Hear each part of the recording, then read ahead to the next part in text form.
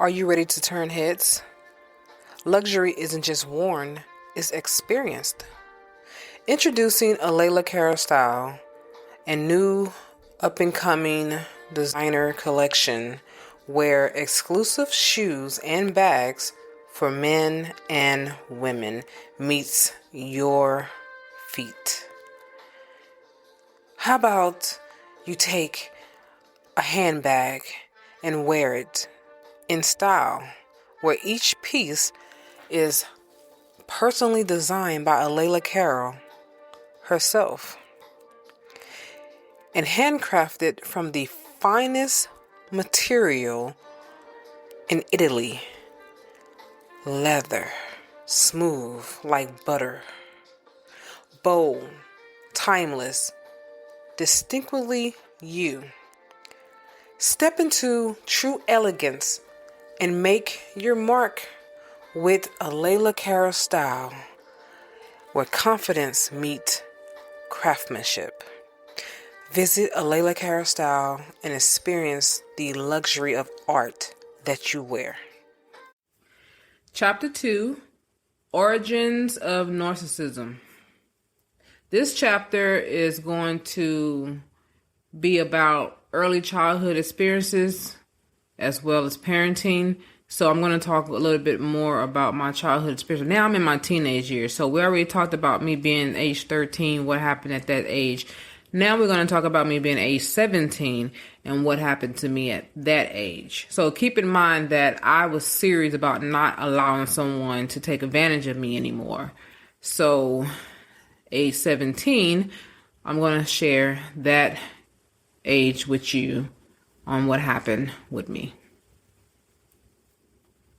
Chapter 2, Origins of Narcissism. The origins of narcissism are complex and multifaceted, involving a combination of genetic, environmental, and psychological factors.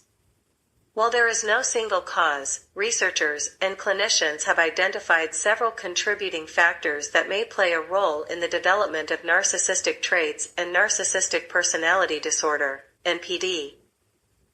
Genetic factors. There is evidence to suggest a genetic component in the development of narcissistic traits. Studies on twins have shown that narcissism has a heritable component, indicating that genetic factors may contribute to the predisposition towards certain personality traits associated with narcissism. Early childhood experiences. Psychodynamic theories propose that early childhood experiences, particularly those related to parenting and attachment, can influence the development of narcissistic traits. For example, inconsistent or excessive praise, neglect, or overindulgence during a child's formative years may contribute to the formation of narcissistic patterns of thinking and behavior. Parenting styles. Certain parenting styles may contribute to the development of narcissistic traits. Overly permissive parenting, where a child is not provided with appropriate boundaries and consequences, or excessively controlling and critical parenting, can impact a child's sense of self and contribute to the development of narcissistic behaviors. Environmental influences, cultural and societal factors, can also contribute to the expression of narcissistic traits. Societies that emphasize individualism, competition, and the pursuit of success may foster an environment where narcissistic traits are more prevalent and rewarded. Neurobiological factors. Some studies suggest that there may be neurobiological factors associated with narcissism. Brain imaging studies have identified differences in the structure and functioning of certain brain regions in individuals with narcissistic traits, although more research is needed to fully understand these associations. Defense mechanisms. Psychodynamic theories posit that narcissistic traits may develop as a defense mechanism against underlying feelings of inadequacy, vulnerability, or low self-esteem. The grandiosity and self-enhancement observed in narcissistic individuals may serve as a way to mask deeper insecurities. It's important to note that the interplay of these factors is complex, and not everyone exposed to certain experiences or genetic predispositions will develop narcissistic traits. Additionally, the expression of narcissistic traits can vary widely among individuals.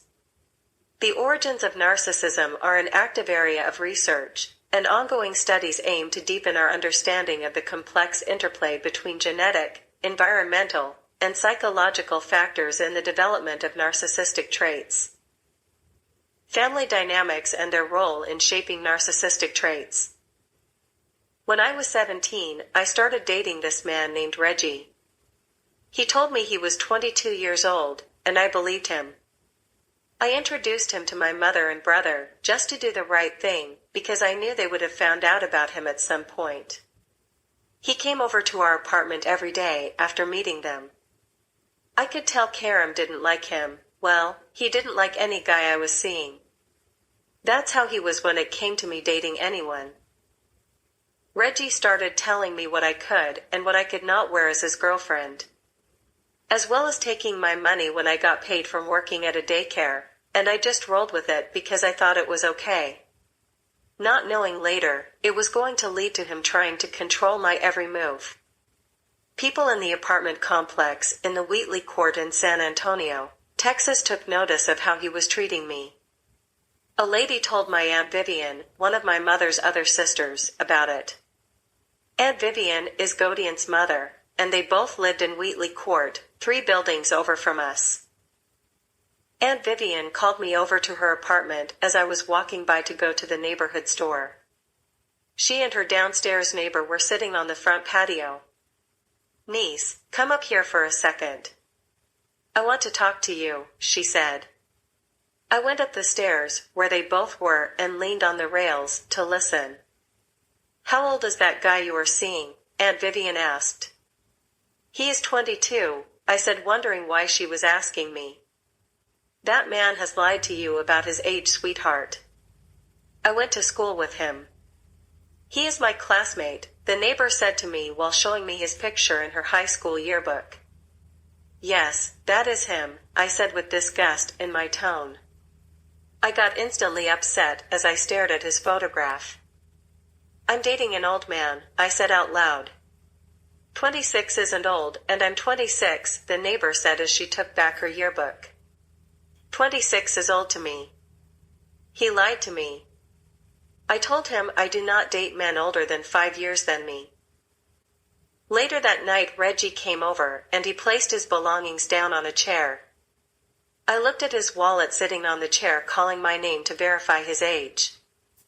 I waited until he had to go to the bathroom and took a quick look at his driver's license, and sure enough, he was 26 years old.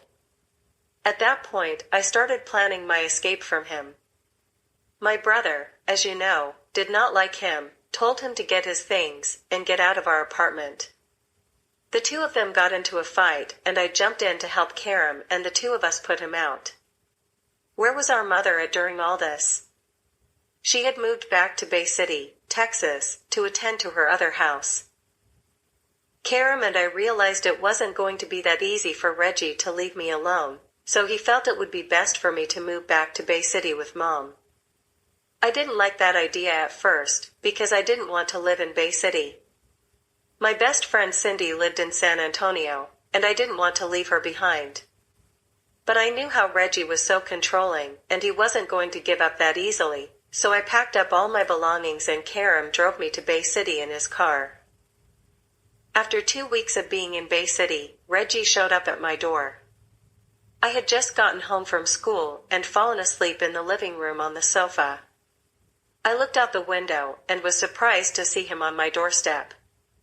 Mom was in her bedroom sleeping, and she didn't move as I opened the front door and stepped outside. "What are you doing here?" I asked him. "I come to see you," he said. "My mom is in the house, and I do not want to wake her up. She knows what happened, and she is going to get upset if she sees you here. Let's go down the street and talk." I got into his car, and we drove down to the community park and swimming pool and sat on the park bench to discuss what was going on between us. "I came to take you back to San Antonio with me." "I miss you, baby," he said while trying to kiss me. "Stop. I am not going back to San Antonio with you." "What gave you that idea?" "I thought maybe you missed me too. I want you to come and move in with me." When he said that, all I could think of was how my life was going to be a living nightmare. Because I know he was not over how carum and I jumped him, and I was not going to put myself in that environment so he could beat my ass. I'm not going back to San Antonio with you, and how did you find where I live at in the first place? I ask while getting up from the park bench. I ask around and someone showed me where you lived at. Take me back to the house. You wasted your time driving 3 hours for nothing. When we pulled up at the house, my mother was throwing all my clothes out in the front yard yelling at the top of her lungs. Go with him, Tanya. That's what you want. I ran up to her. Why are you throwing out my things? What is your problem? I am not going with him. I will go stay with Aunt Tommy, my dad's other sister, before I go with him. She continued to go back and forth inside the house to collect my things and throw them in the front yard. By this time, people were stopping their cars and walking by to see what was going on with us. We had been away from Bay City for 3 years, and to have all that drama going on was embarrassing. Reggie started picking up my things and putting them in his car. See, she doesn't want you. She is putting you out. Now you have to come back with me. I am not going anywhere with you. Get my things out of your car. Your mom doesn't want you. What kind of mother leaves her daughter in another city?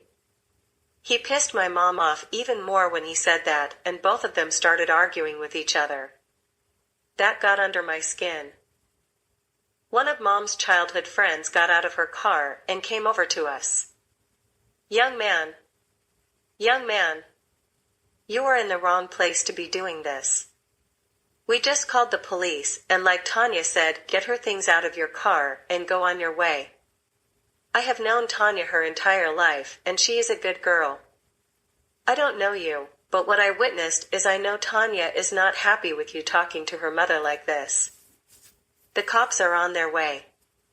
Reggie started taking my things out of his car, and when he was done, he got in his car and drove off. I'm glad to say, I have never seen or heard from him again. Family dynamics play a crucial role in shaping personality development, including the emergence of narcissistic traits. While not every individual raised in a particular family environment will develop narcissistic traits, certain family patterns and dynamics may contribute to the development or reinforcement of narcissistic tendencies. Here are some aspects of family dynamics that can influence the emergence of narcissistic traits. Parenting styles. Overindulgence or neglect, extreme indulgence or neglect, can both contribute to the development of narcissistic traits.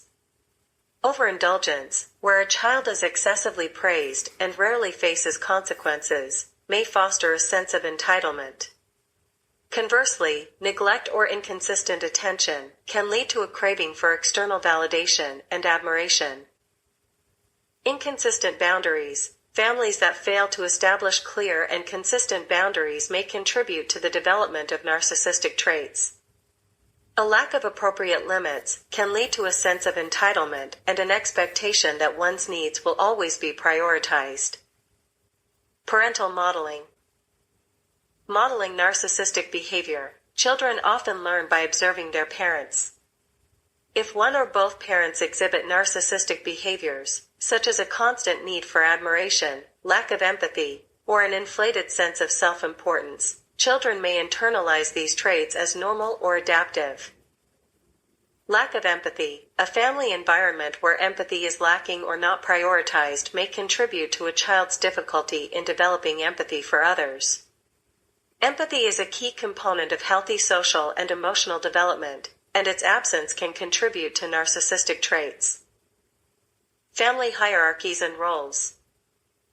Golden child/scapegoat dynamic. In some families, there may be a golden child who is excessively praised and favored, while another child is scapegoated and criticized. The golden child may develop narcissistic traits due to constant affirmation, while the scapegoat may develop traits as a defense mechanism against consistent criticism. Enmeshment or isolation. Families with enmeshed relationships, where boundaries between family members are blurred, or isolated individuals who lack emotional support may contribute to the development of narcissistic traits as a coping mechanism. Cultural and societal influences. Cultural emphasis on success, societal values, and cultural norms can influence family dynamics. In cultures that place a high value on individual success and achievement, children may internalize the importance of standing out, succeeding at all costs, and seeking constant validation. Attachment patterns. Insecure attachment. Insecure attachment patterns, such as ambivalent or avoidant attachment, can impact a child's emotional development. A lack of secure attachment may contribute to a heightened need for external validation and difficulty forming healthy relationships. It's important to note that the development of narcissistic traits is influenced by a combination of genetic, environmental, and individual factors. Family dynamics alone do not determine the presence of narcissism, but they can contribute significantly to the overall personality development of an individual.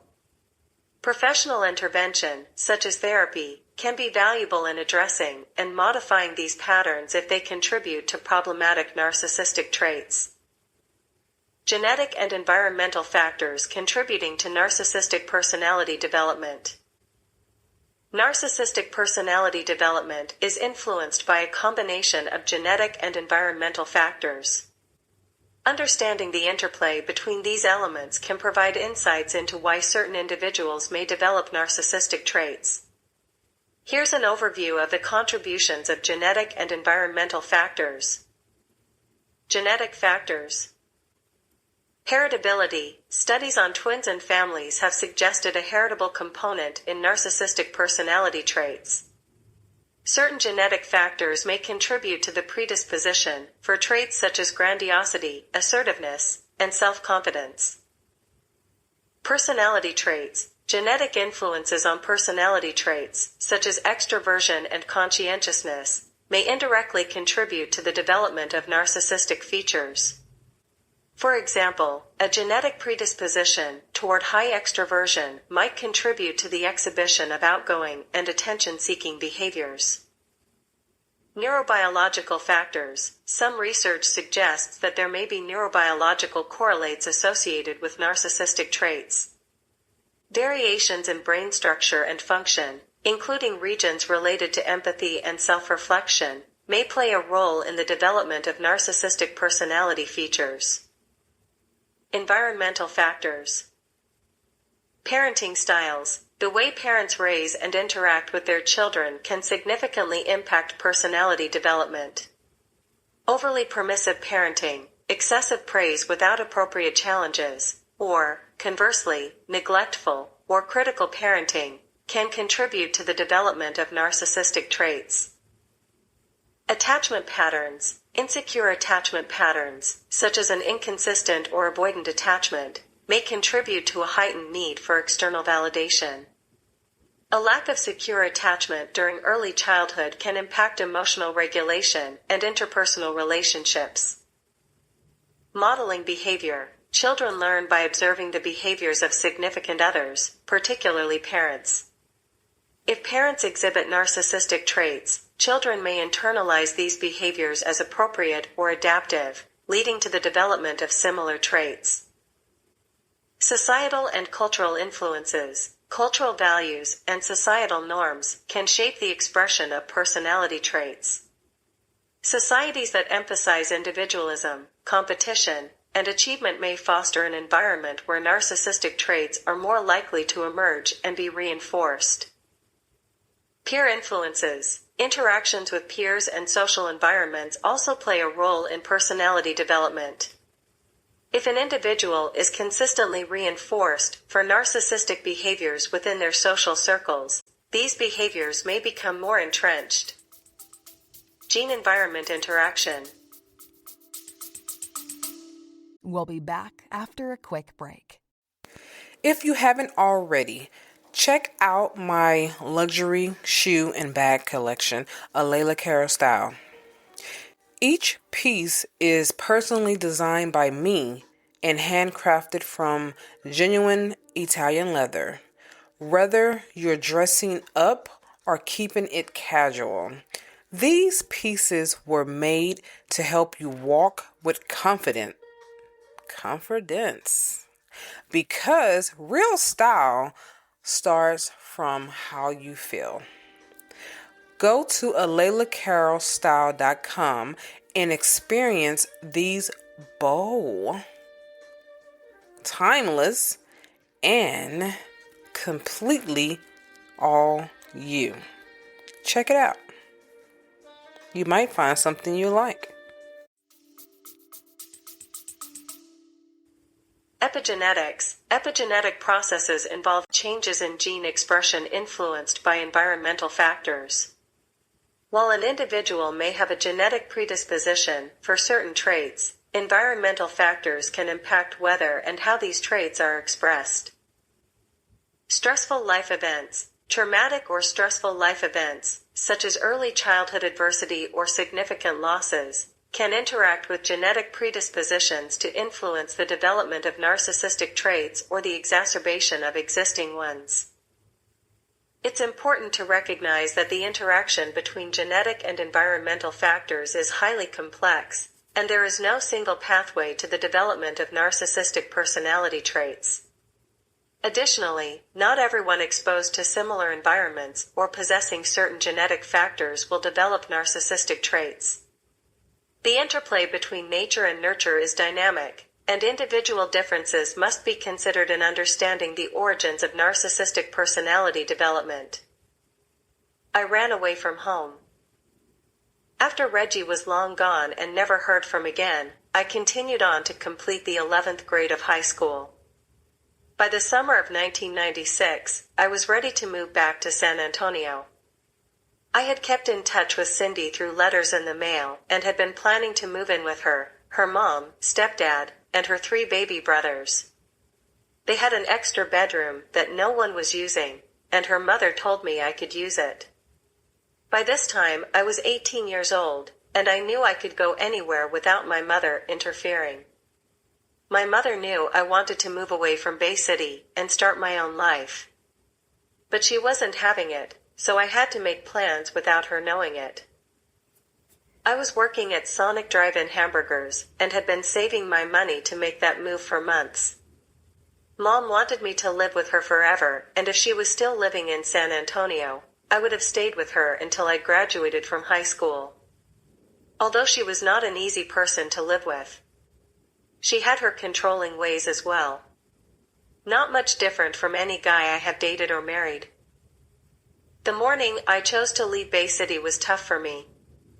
It was about 4 a.m. and I had as many bags packed full of my clothes and shoes as I could carry on my shoulders and hands. I had 2 duffel bags and a backpack. I climbed out of my bedroom window and started walking to the Greyhound bus station. The bus station was about 6 miles from our house, and I had walked further than that many times before, so I felt it wouldn't be a big deal. As I was walking, I was about a block away, and this feeling came over me, a feeling of sadness. God started talking to me, and what he said was, "Don't do it like this. You are going to break your mother's heart. Turn back around and go back. I will provide a better way."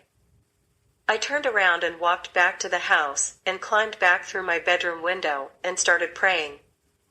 I told God, "Heavenly Father, I cannot continue to stay here. I will not graduate from high school if I stay here. I will end up pregnant if I stay here, and then I will be stuck here.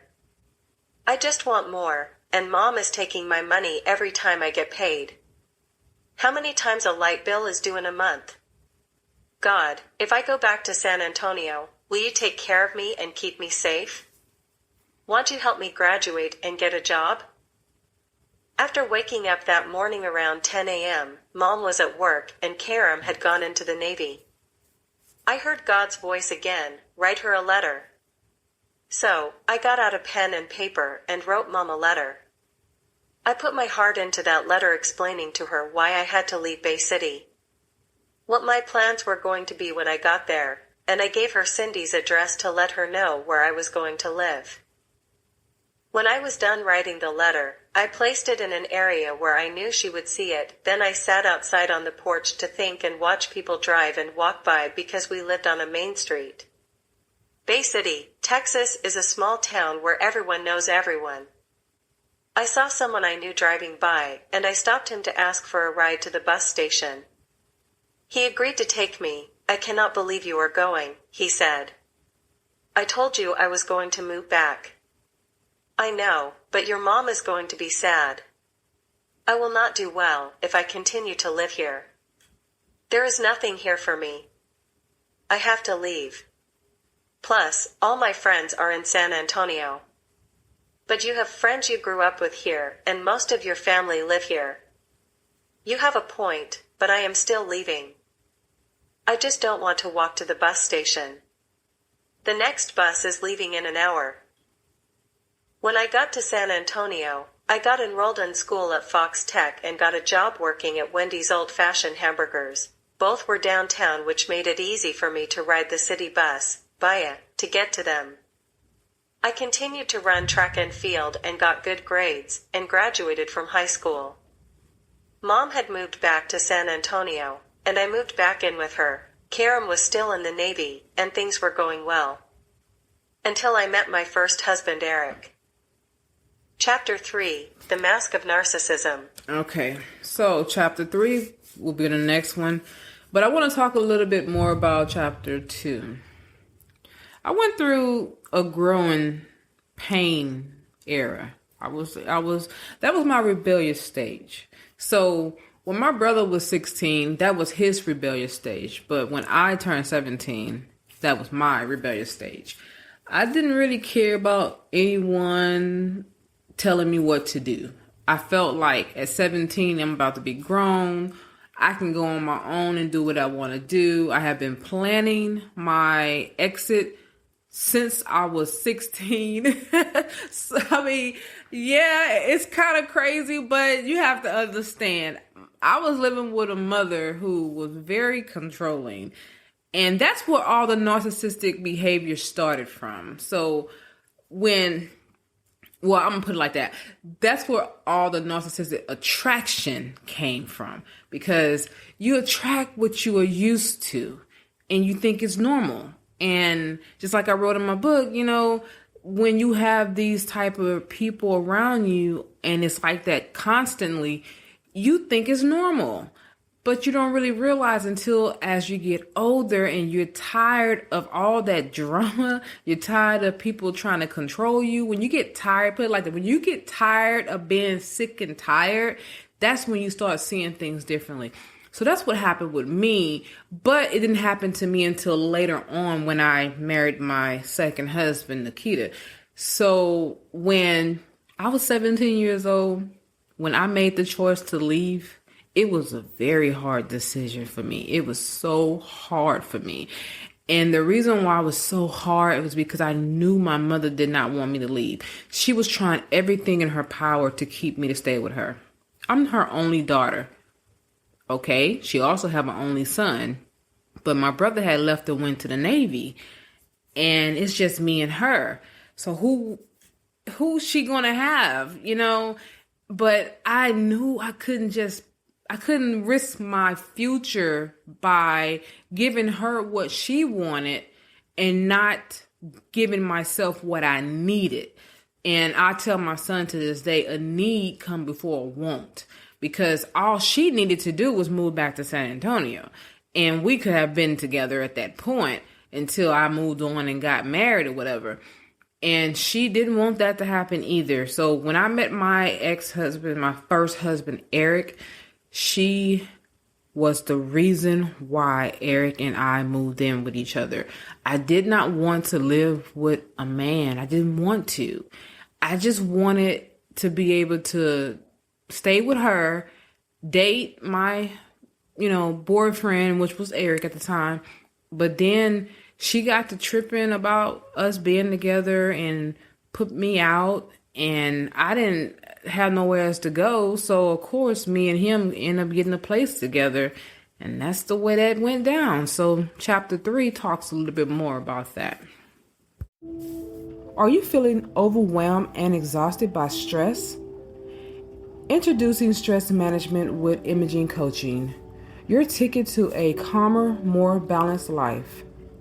In this journey you will be taken with us here at Imaging Coaching. We'll equip you with powerful techniques and tools you can use to conquer stress, regain control, and transform your life. From deep breathing exercises to mindfulness practices, you'll discover the tools to relax your mind and body. Come join us on this transformative path and unlock a world of inner peace and resilience. Don't let stress hold you back any longer. Take charge of your well-being today with Imaging Coaching, your stress management team. Discover clarity. Defeat stress through Imaging Coaching at imagingcoaching.com, at imagingcoaching.com, at imagingcoaching.com, at imagingcoaching.com.